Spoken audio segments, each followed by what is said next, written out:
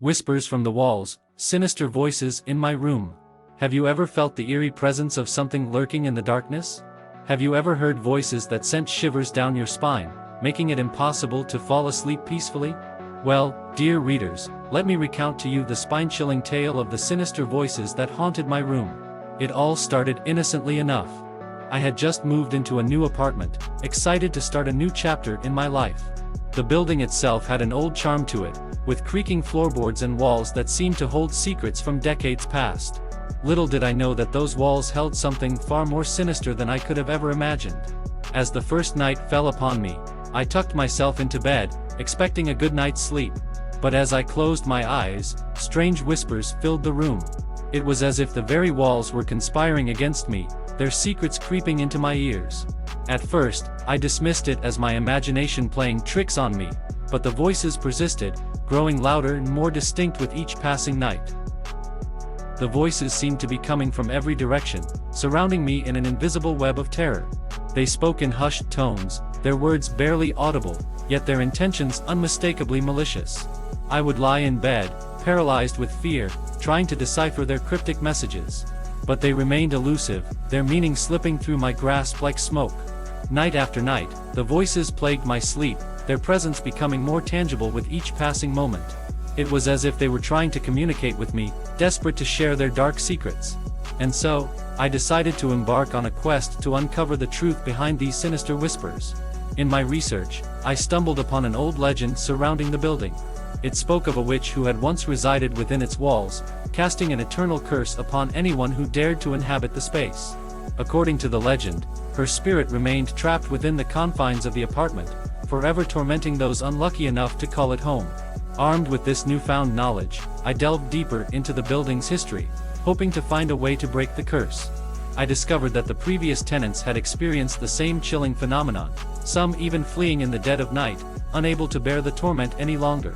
It became evident that I was not alone in this battle against the sinister voices. With each passing day, the voices grew stronger, their whispers reverberating through the very foundation of the apartment. Sleep became an elusive luxury, as the darkness of night became a battleground between my sanity and the malevolent forces that plagued me. I became a mere puppet in their twisted game, their whispers manipulating my thoughts and actions. Desperate for a respite from this torment, I sought the help of a renowned psychic. She arrived at my doorstep, her eyes filled with a knowing sadness. With a trembling voice, she revealed that the only way to break the curse was to confront the spirit directly, to show her that I was not afraid. Together, we conducted a séance, calling upon the witch's spirit to reveal herself. In that moment, the room grew cold, and a dark figure materialized before our eyes. Her eyes glowed with a malevolence that sent chills down my spine, but I stood my ground, determined to find peace within my own home.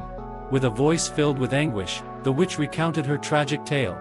She had been wronged in life, her powers feared and misunderstood. In death, she sought solace in haunting those who dared to cross her path. But as I listened to her story, I realized that her anger was not directed at me. It was a residual anger, a manifestation of the pain she had endured. Filled with empathy, I reached out to her, offering forgiveness for the sins of the past. In that moment, the room filled with a blinding light, and the witch's spirit dissipated into the ether, her curse finally broken. The sinister voices that had plagued me for so long fell silent, replaced with a sense of tranquility that I had long forgotten. As I reflect upon that harrowing experience, I cannot help but wonder about the countless spirits that may still haunt the walls of old buildings. Each creaking floorboard, each whisper in the night, could be a cry for redemption, a plea to be released from their eternal torment. Perhaps it is our duty to listen, to acknowledge their existence, and offer them the solace they so desperately seek. So, dear readers, the next time you find yourself lying in bed, enveloped in darkness, listen closely.